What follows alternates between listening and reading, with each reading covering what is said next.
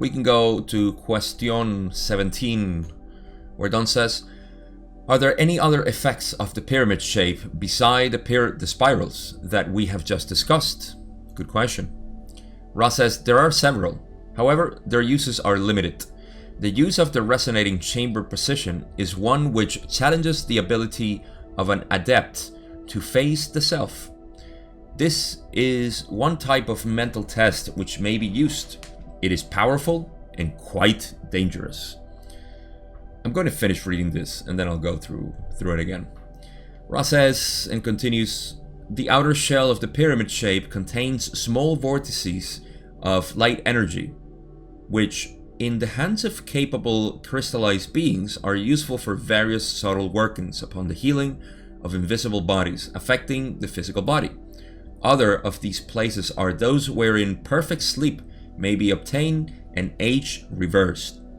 These characteristics are not important, so all of you beautiful beings out there, and I mean aesthetically beautiful, who want to preserve your beauty, this is not important. Not age reversal or perfect sleep. So that beauty sleep is not important. That age reversal cream that you have been using, not important.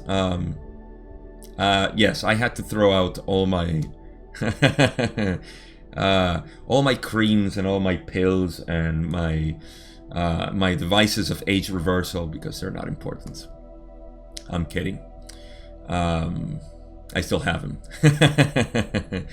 Now, I guess I was never interested in that. I never understood why people were so afraid. I mean, I understand from a certain point, but it just didn't, get me the whole idea of maintaining yourself young. You are what you are. You get old, and there's a certain pride in that. There's a certain enjoyment of being old and feeling the way you feel. But yeah, we can talk about this a lot.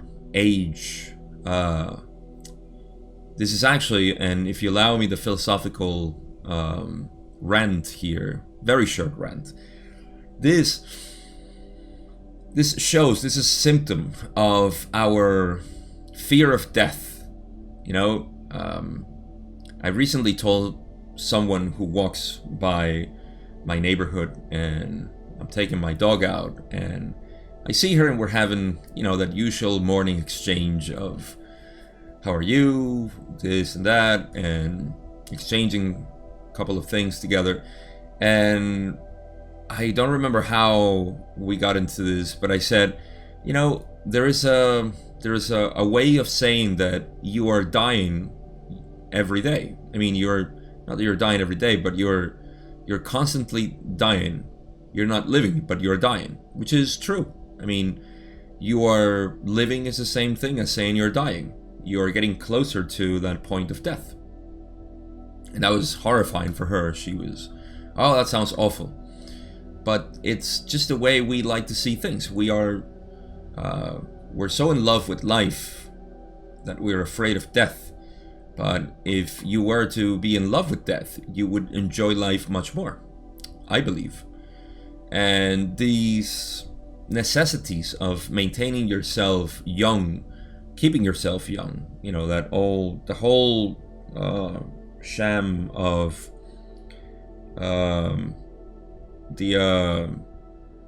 what's it called, the plastic surgeons and the, I'm sure, multi-millionaire industry of products that promise you to reverse your age or maintain you young, and all of this is just another symptom of our fear of becoming old, because old means death. I mean, people would say, well, no, it's just the aesthetic part that I'm interested in. Yeah, but what about the beauty of being old, of being, having your gray hair and your wrinkles and your joints getting stiff and so on. I mean, all of this has a beauty to it. There is a certain, like I said, pride, not as a proudful thing or prideful thing, but just enjoying just like we see a stump in a tree and it's beautiful. And we see a tree next to it, a young tree or a sprout, and it's the same thing. There is just beauty in all of its stages. But we are afraid of this because we think this is our last life, our only last life, and we're so attached to the body. So, in any case, I do agree with Rod that this is not important, but not that they mean it aesthetically. They're talking about something else. And this to me is the... So what happens? Don is going to ask about this, so I'm not going to go into the age reversal and the perfect sleep too much here. Let's save it for the next question. They do say before that there are the outer shell of the pyramid shape contains small vortices of light energy, which in the hands of capable crystallized beings are useful for various subtle, my Spanish just went through right there. Subtle workings upon the healing of invisible bodies affecting the physical body. I have no idea how this works, to be honest. I can understand that there are different beautiful, okay, if you look at a pyramid inside, would it be too far-fetched to think that there are, say, fractals inside of itself and that things are moving in different resonating patterns? I don't think so. It would be like looking at a Mandelbrot set where you see the same pattern repeating in smaller aspects.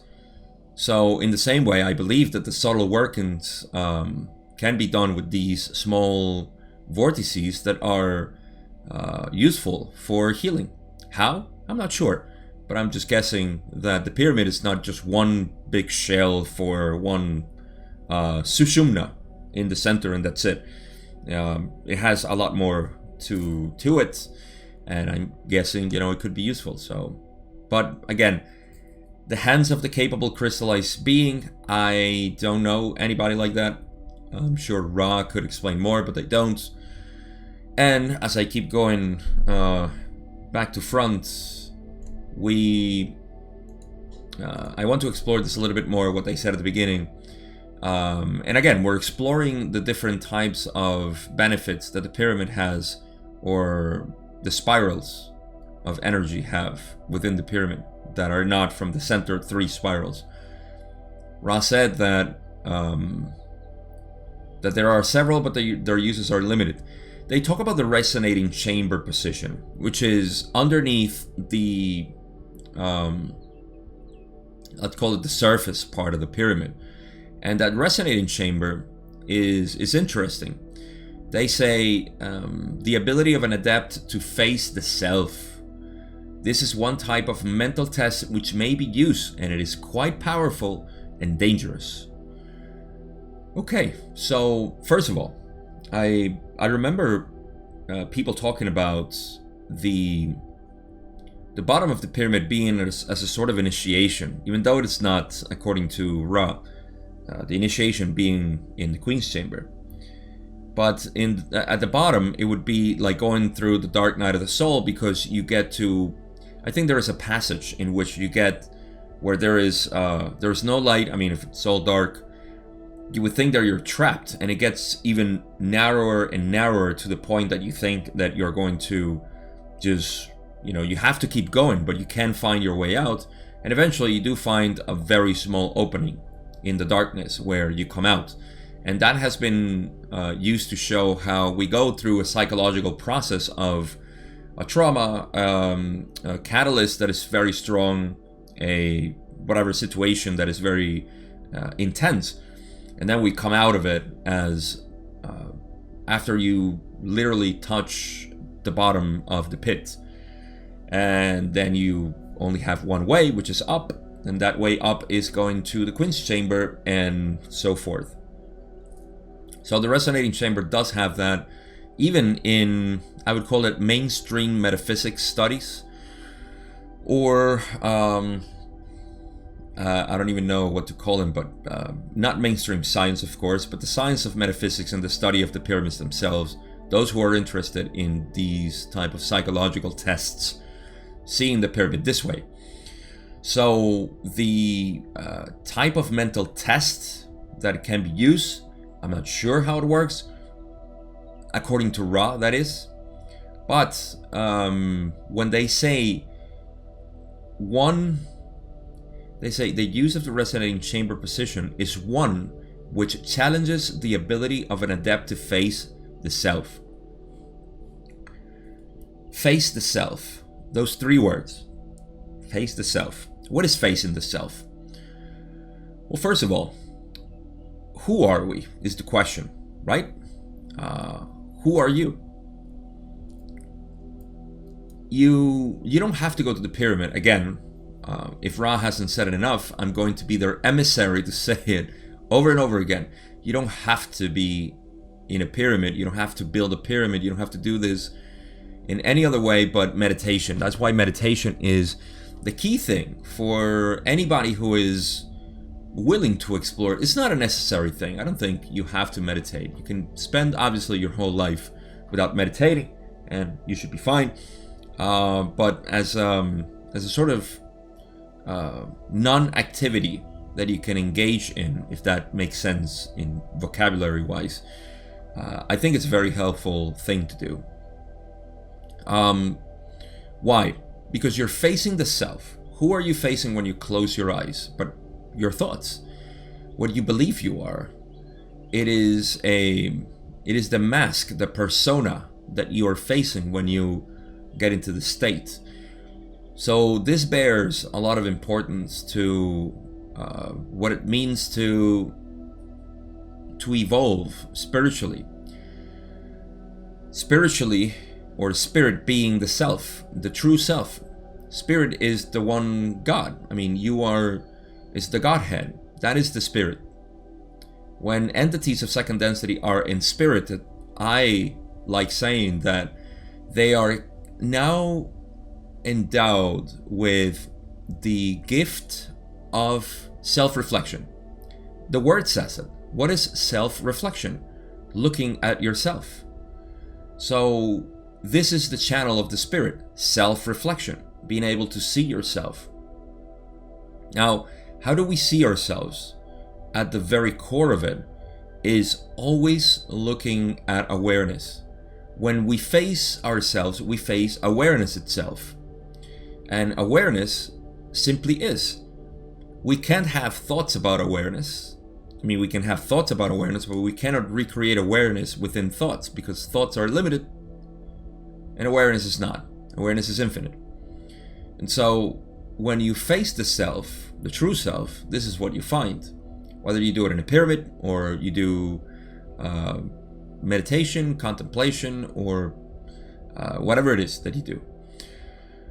But what happens here, and why Ra says it is powerful and quite dangerous, I believe, and I will use the very distorted analogy of psychedelics once again, because they are powerful and quite dangerous as well.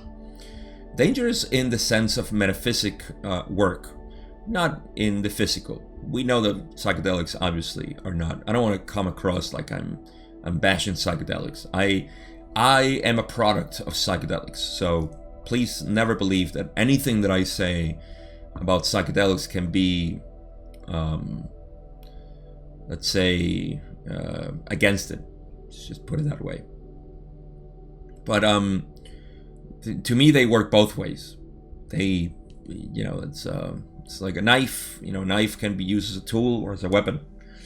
And metaphysically, psychedelics can indeed be not used as a weapon for yourself, but you can start cutting yourself, let's say, with a knife. And that's not helpful. And so, why is it dangerous? Because whether it is in psychedelics or not, in an altered state of consciousness, you are facing the apparent self to get to the self. When you meditate, you go through the tunnel of thoughts for however long it takes you until you reach that source. And then sometimes it pulls you back. Your thoughts pull you back and say, oh, awareness is boring. Come back. Let's think about this. Remember this, or project the future this way. So, for somebody who is a mystic, then, hey, no problem. We just go back to awareness, and that's cool. But for somebody who say, is so entranced with the Matrix, if you will, what would happen? It would be the destruction of that view. In fact, it is, and this goes with psychedelics strongly, it is very possible. I remember when I did my ayahuasca ceremony that they told us, don't look in the mirror. The mirrors are actually covered in the bathroom. If you have to go to the bathroom, please do not uncover them and don't look in the mirror. I have done it. All I saw was myself. I'm not very, I don't have much of a sensitivity to psychedelics or to metaphysics in general, which I don't know what that means, but I am not quite sensitive at all. And I've actually purposely done it and looked at myself, and I think it was more the expectation of looking at something that was more intense than anything that I saw. Where I have seen people, Julie included, that have seen things there. Fortunately, nothing terrifying. But some people do find terrifying stuff. They don't even have to look in mirrors. Their mind is the mirror. And just to put a little bit more of coherence to what I'm saying is that when you face yourself, the apparent self, you're facing the mask of who you think you are.